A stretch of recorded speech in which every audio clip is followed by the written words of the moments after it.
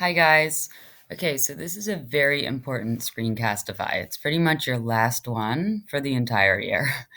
So, in this screencastify, I'm going to be going over key themes, key symbols, key quotes, and any takeaways that we want to have from this book. And I am requiring you to use at least two examples of this language in your final project because you need to demonstrate to me that you understood the concepts of the book and that you can apply them to your own life. Those videos that I posted in Classroom should be very helpful. And this screencastify is also very helpful for your final written piece. So, in addition to the personal quest project, I told you you're going to have a mini summative, which is a written piece where you just have to analyze a quote and a theme. So this PowerPoint will really help you with that. Now, for those of you who do not know how to use Screencastify, this is also a Screencastify of how to use a Screencastify. So let's just say I'm not here being filmed yet, okay? You click your launcher button, depending on the model that you have, and you just search your device for apps or the web, okay? You can also do it from the internet, like if you go on Chrome, okay? So I'm going to type in Screencastify. See, it comes right up. So I would click on the Screencastify for schools. It takes you right there. And look, it says add to Chrome. Okay, I already installed it, but did you see that blue button says add to Chrome? Okay, you do that. All right, then it should come up in your bar of tools. See, I have all these bar of tools, like I have Google Translate, Video Recorder for WeVideo, Extensify, so Grammarly, you should all have that one. Okay, so Screencastify is this one. It's a pink arrow. So when you're in your PowerPoint, your Google Slides, just like I am, you press the pink arrow. Then this box will come up, like right above my head, and it will say, do you want us to record your whole screen? And then you click on whole screen and then it will record you, okay? So see, my desktop is being recorded. So it's giving you that idea, okay? And then over here, this is when if I press that, I'm pausing and then the stop button will come up and then you press the stop button and that means you're done. Then it'll download it to your computer, to your Google Drive. Okay, so it should be really straightforward there. If you have more questions, you can set up an appointment next week to talk with me and we could talk through it. But otherwise, you should be able to figure it out. You know, you're Generation Z, I'm dinosaur generation. I didn't have a computer in high school. So this is how, if I could do it, you guys could do it. Okay, so without further ado, here are the themes of The Alchemist. Also, you can move your head around like when you're in the way. So right now, I'm not really in the way, right, guys? So here we are, The Alchemist. You should recognize, the man on the camel. And then there's Santiago headed towards the Egyptian pyramids, which he thought was his dream, right? Right, so this is just like I took this from a review of the book. So, amidst swindlers, right? So, we know that there was a boy thief in Morocco who stole his things. And then there's also tribesmen whom he comes across with the alchemist towards the end of the journey that also they have to, convince to let them go.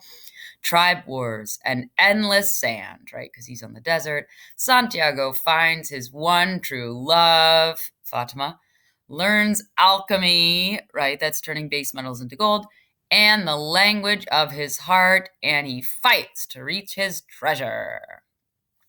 And then I would say this is probably one of the most important quotes of the book, right? You might want to allude to this in your own personal legend. When you really want something, the universe always conspires in your favor. I think I've told you guys this. Like when I was in high school, my dream was to go to the Royal Shakespeare Company, which is the Shakespeare Company in London. And I ended up going to Connecticut College first. Then I went to New York City and I trained to be an actor and director. Then I thought, oh, I guess I'm just going to settle here and, not do Shakespeare. But all along, there was like a pining in my heart to want to pursue my dream. So then I decided that beyond acting training, even though I had a theater company, I wanted to do more. So I auditioned for RADA at the Royal Academy of Dramatic Arts in London, which is a remarkable acting school, and they had a Shakespeare program. So I auditioned for the Shakespeare program. I got in, and then I got to perform not with the Royal Shakespeare Company, but in London with the Royal Academy of Dramatic Arts. So that was really, really close to my dream. And but I knew that there was more for me than that. And then I started teaching Shakespeare to kids in schools. And then for me, that was like even better than performing it, because then I could see you guys, my students performing it. Anyway, so enough about me. But see, in a way, it was like I really, really wanted something so badly. And even though my life took me in other directions at first, I ultimately got to do like what's gone beyond what I would have wanted, in that I get to teach Shakespeare and literature to little chickens. Okay, so here's the plot in a nutshell, right? It's a simple quest. The shepherd keeps having this recurring dream that he has this treasure lying underneath the Egyptian pyramids, and then he meets this old king, Melchizedek. Remember the first PowerPoint that goes into depth about who he symbolizes? That's pretty important. He offers him advice, magic stones, Urim and Thummim, and then Santiago embarks on his journey. He goes across the Mediterranean and the Sahara, right? That's the desert. And then he is in search of the treasure and to accomplish personal legend. But once he gets to the pyramids, he realizes that his treasure is actually buried back at his home. So then, as it's drawing to an end, right, part 7 and 8, Santiago's interaction with the alchemist allows for his transformation, right? Because in your personal quest, everyone's going through a transformation. You started off as one person, and then through this pandemic, hopefully, we've all transformed for the better. We've been able to soul search, to look inside, to see the qualities within us that we can either get rid of because, like, for instance, procrastination or lethargy or, anger, frustration, trying to work on those qualities, and then embrace other qualities like patience, open-mindedness, mindfulness, dedication, control, self-control, that kind of thing, right? So he listens to his heart, and he learns to listen to the desert as well. The desert meaning your surroundings. So, we're listening and we're trying to keep each other healthy by kind of following, the order that's been constructed for us now. So Coelho is teaching us that a person must follow his or her own instincts. See, for my instincts personally, I knew that just having a theater company in New York City was not enough for me. I knew that I still needed to go to London, and I ended up living in London for 7 years, and I got my teaching degree there, as well as my master's in Shakespeare. And anyway, so I knew that I could have just settled in New York. I could have just done that, but I knew that there was more to my journey, And then there's good and bad omens. I've definitely seen those out there. And then ultimately you'll find your destiny. Sorry. Oh, I hope you're not as tired as I am. Okay, so here are the 4 pillars of alchemy. This is really important, guys, okay? Just really listen closely. 4 pillars. You have to believe in the soul of the world. The soul of the world means everything is interconnected, right? Everything is togetherness. And what one person does affects everyone and everything else, right? So if one person goes out there and, like, openly coughs or spits on someone else, they could start, propagating the virus. It's a very selfish thing. You want to be in control of your actions. If one person misbehaves in my classroom and shows disrespect, it doesn't listen, then other students begin to catch on to that, and then they all start following that lead. Okay, other a very important thing. You have to listen to your own heart's voice. Like listen to what your heart really wants. Sometimes you just gotta trust your own intuition, even if you don't understand it. Like for me, oh sorry. I did think I was just gonna be an actor and a director. I didn't think I was gonna be a teacher, but then I exposed myself to something new and then it opened up my world. And at first I didn't understand. I was like, what? I trained all my life to become an actor. And now I have to give all that up. But like I said, becoming a teacher has been a million times more fulfilling for me than being an actor was. Okay, next. So you have to be faithful to your dreams. You don't want to give them up, even if it gets really hard. You're going to have those tests. My theater companies had to be liquidated. We couldn't raise enough money to put on the plays that we loved. And then eventually you just have to surrender yourself. Like I told you guys, my mom died a couple weeks ago. It was absolutely heartbreaking. But I just trusted, in a force greater than just what we see in front of us. And that, I mean, depending on what you believe in, for me, it's reassuring to trust that the universe had an intention for her. Like she's doing something else wherever she is right now that is fulfilling. Perhaps she's fulfilling her dream. Who knows?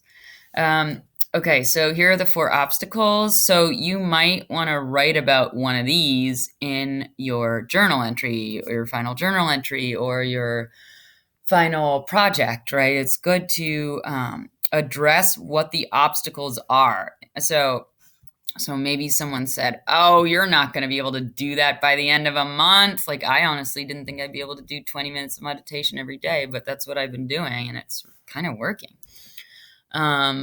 So a lot of people are afraid and like really giving themselves up to love another person because it makes you vulnerable and that other person has the power to hurt you. And then you might lose them. Any kind of defeats or diversions, right? Diversions mean you might be distracted by someone else or like an activity by your phone. And then, of course, the fear of failure. A lot of you already recognize, even before reading this book, that failure gets in the way. The fear of failure gets in the way of you becoming successful. Okay, so then this is just like an overall lessons that Santiago is learning, and perhaps you guys are learning those lessons too. So even though he starts in Andalusia and he goes to Morocco and the desert, he finally comes to the pyramids after all of that journey and spending money and sacrifices and all of that.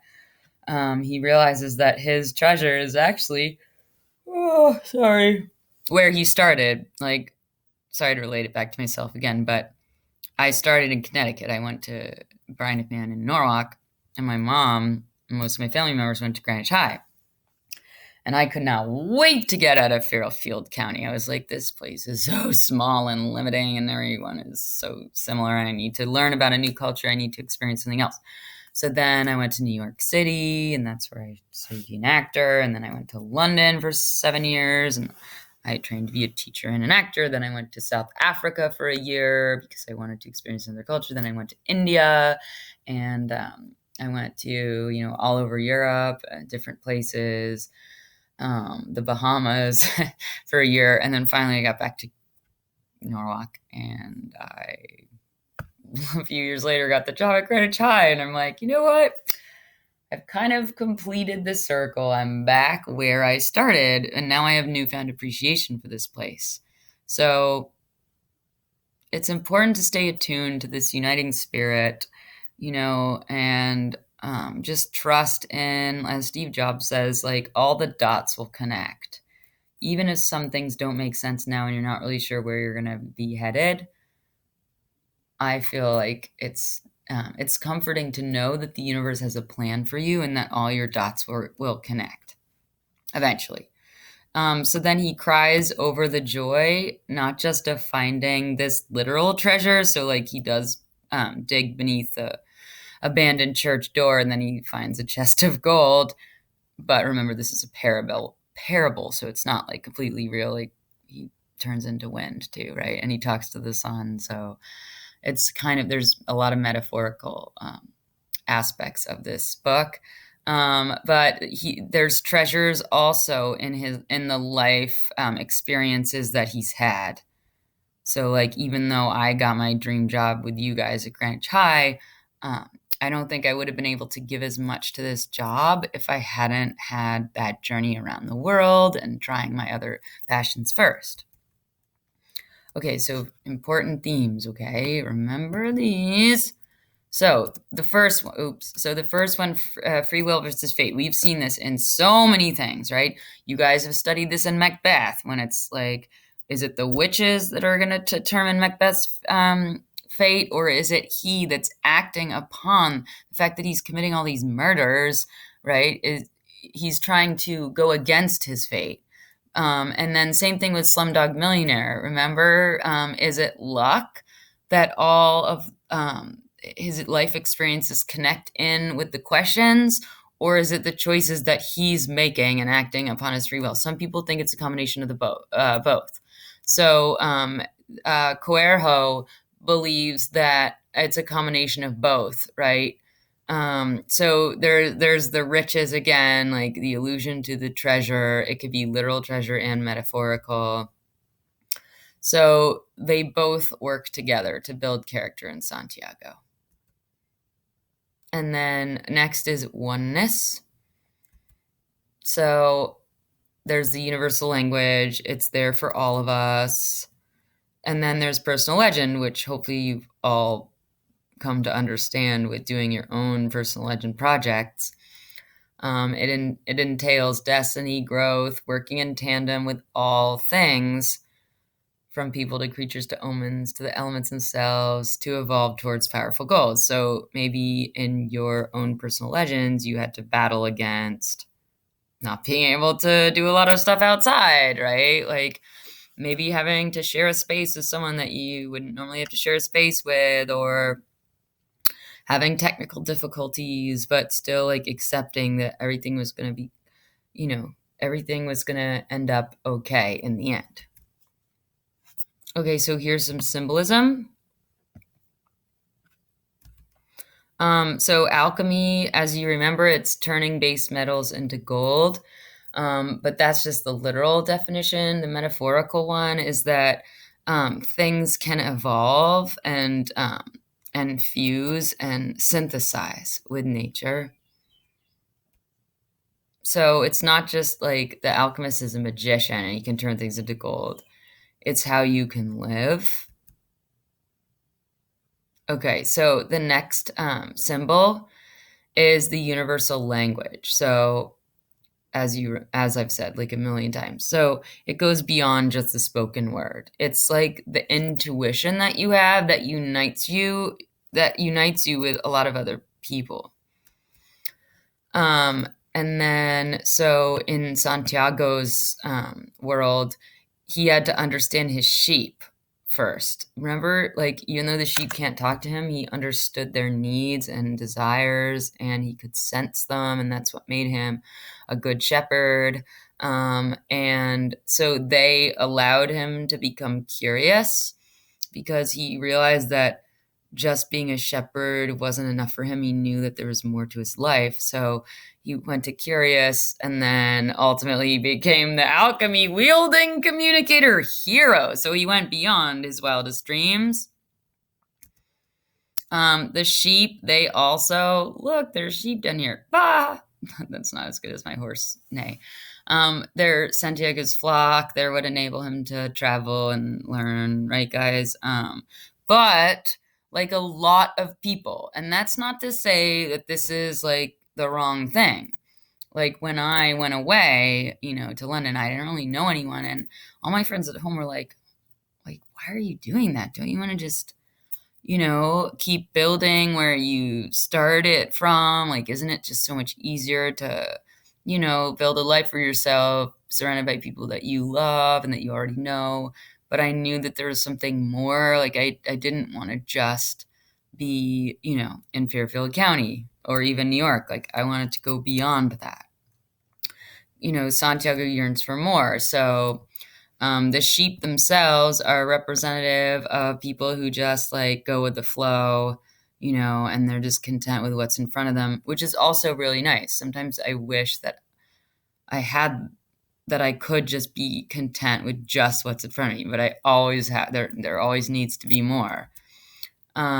So an example of the characters that were like these sheep were the crystal merchant. Remember, he said, "Oh, he has a nice shop, but he's never gone to Mecca. He's never gone to fulfill his personal legend." And then the baker, remember how he said the baker is like a more stable person for like a daughter to marry because they just have this job that's consistent. They know what they're doing every day. They wake up at a certain time. They produce a certain thing. They earn a certain amount of money. It's a stable job.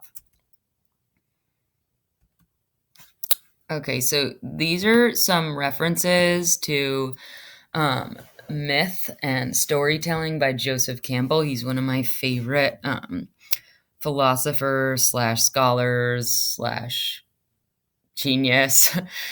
So he says everything begins with a story, and storytelling is what brings us together as well as our spiritual and intellectual wisdom together. So one of the reasons why this book has probably sold 60 million copies and has been translated in like 800 languages is because it combines those elements, right? It makes us question our own reality, and it draws us closer together and reminds us of the human condition, what makes us human. And it's also embedded in our collective consciousness. So that just means like we all feel love, we all suffer, we all our we all know what our personal legends are, whether or not we choose to work hard and fulfill those and not back out because our fear of failure is, something different.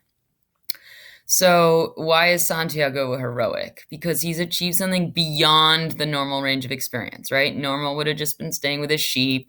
He goes to faraway places, learns a lot of lessons. He learns to speak Arabic. That's a huge deal. He turns into the wind. And so he's given his life to something bigger than himself, right? Like, remember, he fancied that girl in the beginning. She was like the shopkeeper's daughter, like the gypsy girl, but he ends up like really falling for Fatima. She's from another land, she's exotic. She waits for him to she allows him to go on, and she doesn't entrap him. Okay, so here are the heroic qualities that Joseph Campbell claims that all heroes need to have.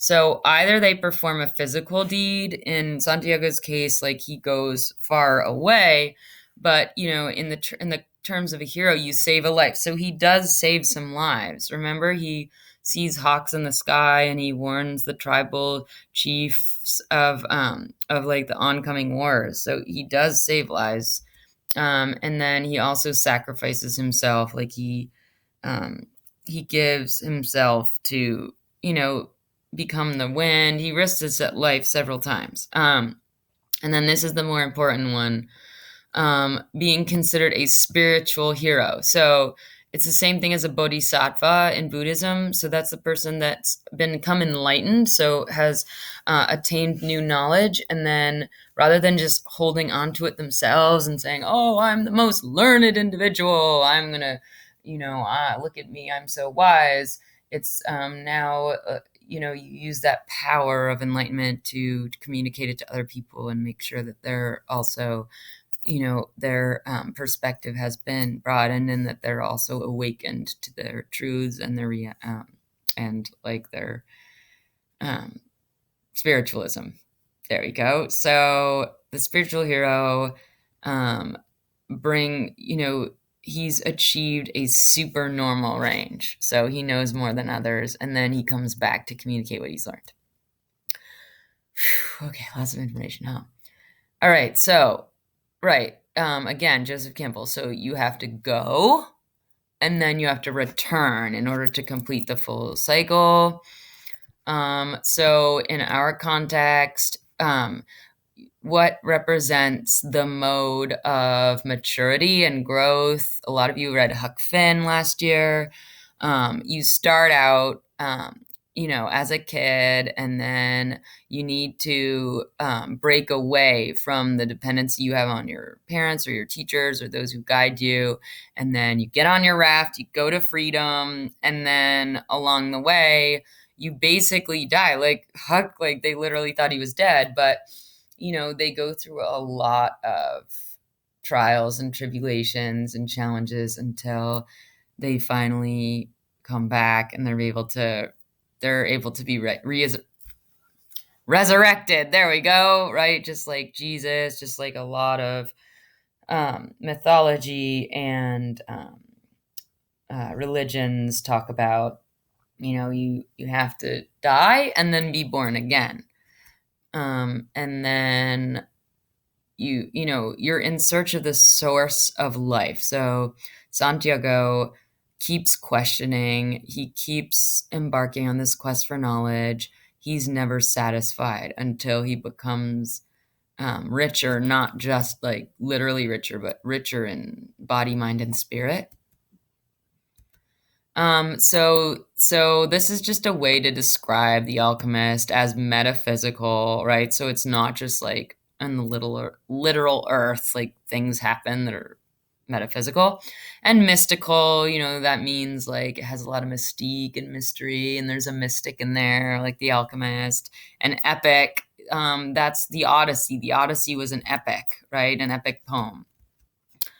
And an allegory is a story that uses a lot of symbolism to represent, like a story in reality. But as you know, there's a lot of kind of events that happen in this book that are a little bit like questionable, right? It kind of almost sounds like a fairy tale. And so life's journey is full of growth, development, destiny, treasure, and love. And then this is pretty important. These are, his three key takeaways. You pursue your personal legend, you listen to your heart, and you listen to the omens. Okay, so I'm going to go through some memorable quotes here. You might want to use any of these in your project, or you might want to write about them for your final writing piece. So, to realize your own personal legend is your only real obligation. All things are one. And when you really, really want something, right, it's back to the beginning, all the universe conspires in helping you to achieve it. I'm telling you that it's pretty true. But you have to be open to it too. Making a decision was only the beginning, right? So as you knew in your personal quest, goals, like you set a goal, you made a decision, but you're still diving into a strong current. Like there's still a lot of obstacles. And then maybe you learned other things that you didn't think that you would be able to learn, right? And then, oh boy, that writing is kind of not a great color. So true love does not keep a man or a woman from pursuing his or her destiny. So if you really, that expression, if you really love someone, they'll let you go. Or if you really love someone, you'll let them go, right? So you never want to entrap someone. You want to give them their freedom. You want them to be able to enhance their own lives. It's what a lot of parents have to learn. It's like, let your little birdie fly out of the nest. You might want them close to home, but they need to go on their own journeys. But and also, if a guy or girl abandons their own personal journey, and the person that they loved, broke up with them or didn't want to talk to them again, then it wasn't real. And then another one, don't think about what you left behind. Everything's written in the soul of the world and it will stay there forever. Okay, so that's kind of like, again, back to me. So I was worried that I would like lose a lot of friends and connections here, and that maybe when I came back from London, I wouldn't be able to do it, you know. And there were a lot of challenges when I got back here because I got two master's degrees from London, but they would not accept them here in this government. So they made me go back to school, which is crazy because I'd already gone to school for 8 years. So I had to go back to school and spend like thousands of dollars. And then finally, like after 2 years of subbing at Stanford High, and then I worked in Bridgeport for 3 years, finally, I got my teaching certification. But everyone was still here. Everyone whom I had left behind 8 years before were all still loving and amazing. And that's kind of what got me through it. Um, Okay, so they're saying learning, you have to go through it yourself. Like I can only like talk to you forever, which I'm doing in this video, but like I'm probably just like this right now, right? You're probably not even listening to me because like you won't really understand it unless you actually go through it yourself. And then so a lot of hearts are afraid of actually hurting, so a lot of people are afraid of taking the plunge, in loving someone. But no matter what you decide to do with your life, like you will suffer. That's part of life, right? Um, I feel very lucky that I loved my mom so deeply and she loved me. And although she's gone now from my life and it feels really empty, I feel so lucky that I had that, I had that real love with her. Okay, oh, this is a long one. So, before your dream is realized, the soul of the world tests everything that's learned along the way, right? Like, so that's, I'm going back to myself because I'm just trying to share my own journey. It's kind of what teachers do, right? Or you're probably sick of hearing me say this. But anyway, like when you're getting really close to the end of like, when you're getting really close to your dream, so many bad things will happen to you. Like, you might be robbed, you might like be fired, you might get in a car accident, like a lot of things that could get in the way of you achieving that dream.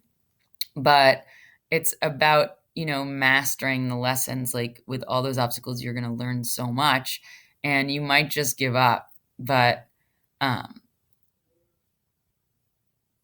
Oh yeah, so that's a saying that's cool in the desert. So when you give up, like when things get too hard and you give up, you might just miss, like if you had stuck with it, you might have gone that far. You might have achieved your dreams if you hadn't abandoned them so early.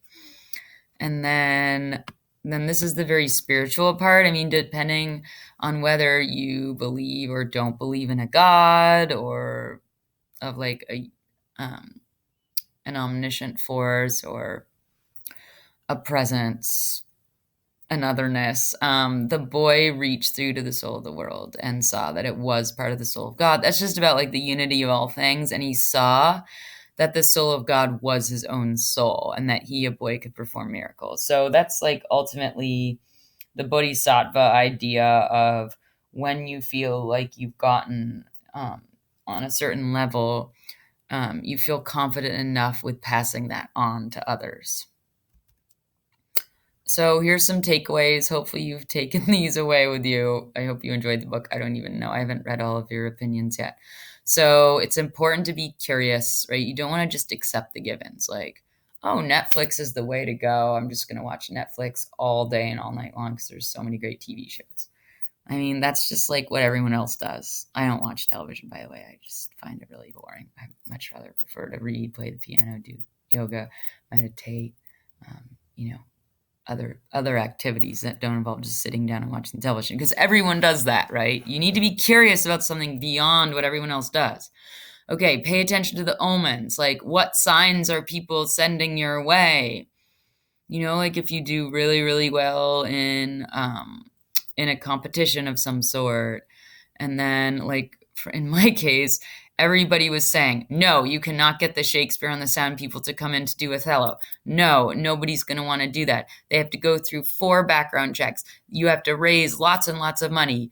Like, they need to keep a distance from the kids. It was like so many obstacles, and I just did not take no for an answer. I was like, no, we're getting these people in here. I know my students will have fun.